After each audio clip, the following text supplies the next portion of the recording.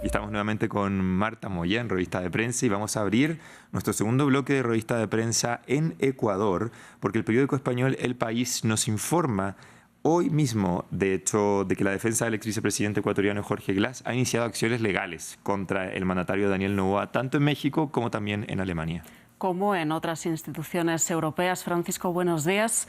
Como el Grupo de Trabajo sobre Detención Arbitraria de la ONU o la Corte Interamericana de Derechos Humanos. Pero volvamos al inicio.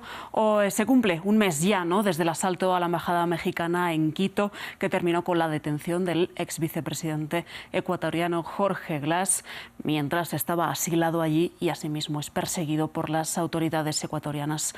Ahora El País nos cuenta que su madre ha denunciado penalmente al presidente Daniel Noboa ante la Fiscalía General de México.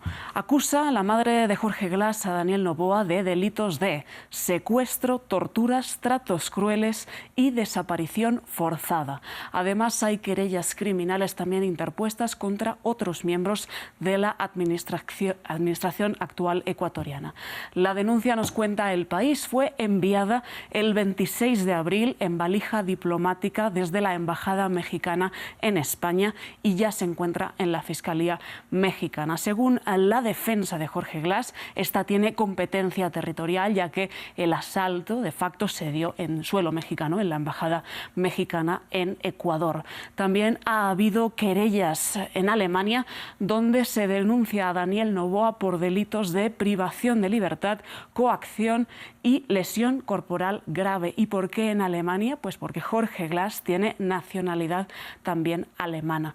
Asimismo, como decíamos, ha habido denuncias en otros entes internacionales, mientras Jorge Glas sigue en una prisión de máxima seguridad en Ecuador, en La Roca.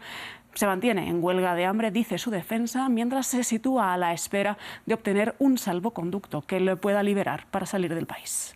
Bueno, una historia con bastantes rietes que probablemente va a empezar a entregarnos más información todos los días. Vamos ahora a Estados Unidos, porque ayer se vivió un día bastante complicado para Donald Trump en el juicio penal que se lleva a cabo en Manhattan, y sobre ello nos habla The Washington Post.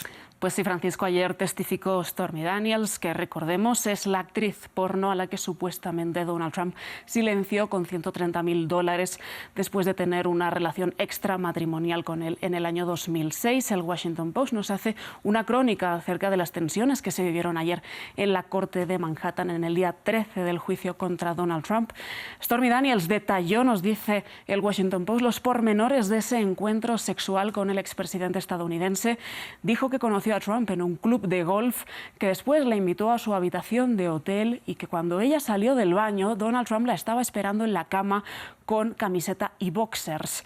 A todo ello, la defensa de Trump decía, nos cuenta este medio estadounidense, que no hacía falta dar detalles de los pormenores y de esos detalles lascivos del encuentro, pero la Fiscalía decía que era importante que el jurado conozca estos detalles que luego llevaron a Donald Trump supuestamente a pagar a Stormy Daniels por su silencio. Por otra parte, el juez, Juan Merchan, dijo que en uno de los recesos llamó a la defensa de Donald Trump y le dijo que el republicano estaba literalmente maldiciendo audiblemente y que esto podría estar intimidando a Stormy Daniels y también al jurado. Así que el Washington Post dice que ayer fue un día de ira, sobre todo para el expresidente. Un día de furia, ¿no? De furia, me puedo sí. imaginar la cara de Donald Trump.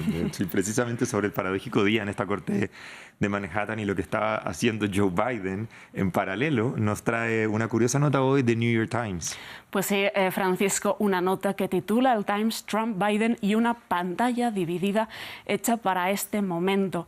Nos habla el New York Times de lo poético y surrealista que es que ayer Joe Biden estuviera pronunciando un discurso de memoria por el Holocausto, justo a la vez que Trump escuchaba como Stormy Daniels decía que él mismo la había esperado en calzoncillos en una cama de hotel antes de esperar por tener sexo. Dice el New York Times, quizá fue una retorcida coincidencia cósmica, pero el sincronismo surrealista de los distintos acontecimientos 182 días antes de las elecciones capturó la realidad a veces irreal de una carrera presidencial como ninguna antes, a la vez profunda y vulgar, con un sonido envolvente de circo.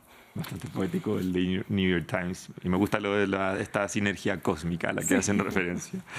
Vamos ahora a Lituania, porque la primera ministra de este país báltico ha dicho hoy en una entrevista que está lista para enviar tropas a Ucrania, siguiendo un poco la estela del presidente francés Emmanuel Macron. Sí, Francisco, esta afirmación rotunda proviene de la primera ministra lituana Ingrida Šimonytė. La ha hecho en una entrevista concedida al medio Financial Times este miércoles y Šimonytė dice que a pesar de las amenazas nucleares realizadas por Rusia, Vilna estaría dispuesta a enviar una misión militar con fines de entrenamiento a Ucrania. Aunque recordemos, y nos dice esto el Financial Times, que Zelensky no ha hecho ninguna petición formal al respecto de esta misión de entrenamiento. Dice la primera ministra lituana al Financial Times concretamente: si pensáramos en la respuesta rusa, entonces no podríamos hacer nada. Cada 2 semanas escuchas que alguien será bombardeado con armas nucleares, ironizaba.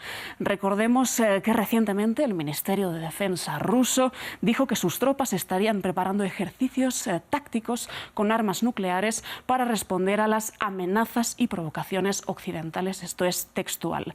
La premier lituana afirma que ya tiene la luz verde del Parlamento lituano para llevar a cabo esta misión, pero recordemos que Lituania es miembro tanto de la Unión Europea como de la OTAN, así que esto podría suponer una escalada de las tensiones. Desde el Kremlin sostienen que estas palabras, así como las de Macron la semana pasada en entrevista con The Economist, o las de David Cameron, el ministro de Exteriores de Reino Unido, diciendo que podía Kiev utilizar sus armas en territorio ruso, son movimientos definidos como peligrosos, sobre todo pues, en vías de esta escalada entre Occidente y Rusia. Exactamente. Y cerremos, Marta, hoy en Malasia, porque allí la prensa reporta hoy que el gobierno local quiere impulsar la diplomacia del orangután. ¿Qué significa esto? Bueno, pues el gobierno malasio, Francisco, quiere mostrar su compromiso, eso dice, con el equilibrio entre la conservación ambiental y la seguridad alimentaria. ¿Y cómo? Pues regalando orangutanes, al estilo de China con los osos panda, en particular a sus socios comerciales como la Unión Europea, China o India. Concretamente quiere regalar orangutanes, que es una especie en peligro de extinción, a los países que le compren aceite de palma. ¿Y por qué está el orangután en peligro de extinción? Pues porque la destrucción de su hábitat es una realidad y esto está provocado por los cultivos de la palma aceitera. Dice estos artículos de la prensa malasia que hay menos de 105.000 ejemplares de orangutanes en Malasia, así que a ver cómo les funciona esta nueva diplomacia. Claramente no muy bien, creo yo, pero es una opinión personal. O sea, si están en peligro de extinción, regalar orangutanes fuera de su hábitat. No para repoblar. Exactamente. En el resto de países, veremos. Veremos cómo funciona.